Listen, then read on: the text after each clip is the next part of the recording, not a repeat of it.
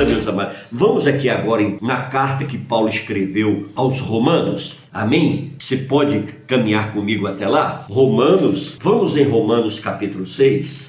Olha o Romanos capítulo 6, no versículo 14, o que é que a palavra do Senhor diz. Porque o pecado não terá domínio sobre vós, pois não estáis debaixo da lei, e sim da graça. Oh, aleluia! Glória a Deus! Amém, querido? Nós agora estamos na graça do Senhor. O que é a graça? A graça é um favor imerecido. Eu não mereço, mas o meu Senhor foi aquela cruz do Calvário e pagou todo o decreto de acusação, todo o processo que gerava contra mim e contra você de pecado. Jesus foi lá e pagou toda a nossa dívida. Hoje nós não devemos mais absolutamente nada para o nosso inimigo. Hoje ele não tem mais argumento nenhum contra mim nem contra você, porque Jesus aniquilou todo o pecado. Jesus tirou, Jesus nos lavou, nos limpou através do seu sangue derramado no Calvário. Amém? Glórias a Deus. Aí vamos aqui então a 2 Coríntios capítulo 5, vamos lá? Você vai me acompanhar aí? 2 Coríntios capítulo 5, vamos lá agora? 2 Coríntios 5? 2 Coríntios 5, olha o que é que diz aí no versículo 21. Aquele que não conheceu o pecado, ele o fez pecado por nós, para que nele fôssemos feitos justiça de Deus. Aleluia! Então, amados, está aí, olha. Jesus se fez pecado no meu e no seu lugar, para que eu e você hoje fôssemos livres do pecado. Aí está o motivo da nossa gratidão, o motivo de termos um coração grato, agradecido ao nosso Deus em todo o tempo, porque o Senhor nos tirou de um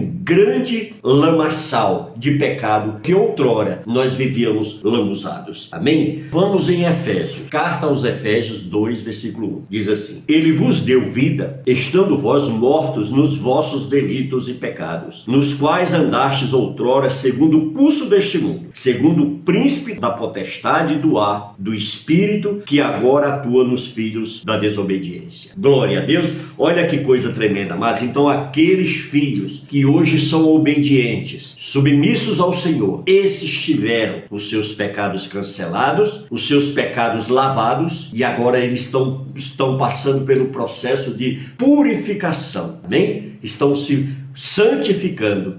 Vamos ver o que é que diz aqui em Hebreus. Segundo Hebreus, olha o que é que ele diz: segui a paz com todos e a santificação, sem o qual ninguém verá o Senhor. Então, meus queridos, a gente tem que passar pelo processo de santificação, porque sem a santificação nós não veremos a Deus. Nós temos que passar pelo processo de santificação, porque através da santificação nós seremos purificados, nós iremos ser lavados durante esse processo. É por isso que muitas pessoas às vezes fica perdido, sem entendimento. Mas por que, pastor Genivaldo, o motivo de tanta luta? Porque é tão difícil. Sabe por quê? Porque eu e você, nós nos contaminamos muito com o pecado. Nós vivíamos lambuzados no pecado. Nós mentíamos, enganava, falava palavrão, tinha vários tipos de vícios. Tínhamos uma vida totalmente perdida, queridos. E o Senhor veio e simplesmente nos amou. Assim, com todas as falhas, o Senhor nos amou. E o Senhor nos escolheu. E o Senhor nos separou para Ele. É por isso que hoje nós temos um coração de gratidão a Deus. É por isso que hoje nós oferecemos a nossa gratidão ao Senhor.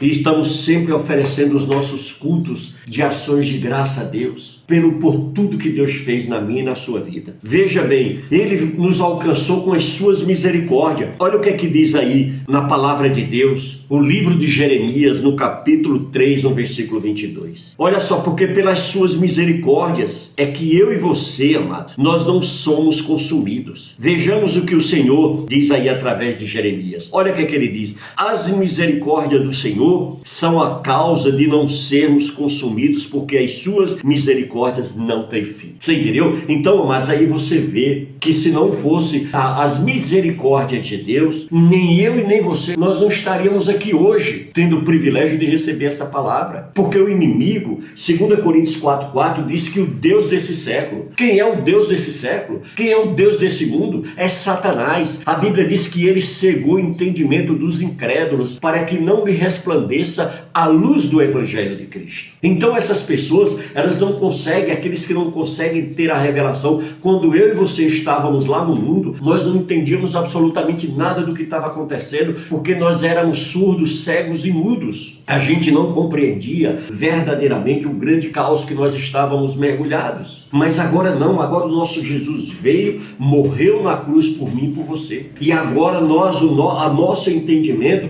o Espírito Santo, com a sua misericórdia, com o seu amor, chegou até a mim e até você. E abriu o nosso entendimento. E fez com que a gente hoje entendesse a gravidade do pecado e a importância de nós estarmos com Cristo. Entendeu, queridos? Então nós não podemos jamais abrir mão desse propósito na nossa vida. Veja bem, para uma viva esperança também pela ressurreição em Cristo, né? Conforme nós lemos aqui, bendito Deus e Pai, nosso Senhor Jesus Cristo, que segundo a sua muita misericórdia nos regenerou. Aqui está aqui em 1 de Pedro 1:3, não é verdade? Entendeu? Então, amados, que a gente venha guardar isso no nosso coração, amém? E ter a certeza de que nós temos um Deus que cuida de mim e de você. E por isso que nós somos eternamente gratos a Ele. E diz mais aí, e Ele também nos guarda para a salvação mediante a fé, conforme nós lemos aí no versículo 5, não foi isso? Que nós lemos aí, olha o que ele diz,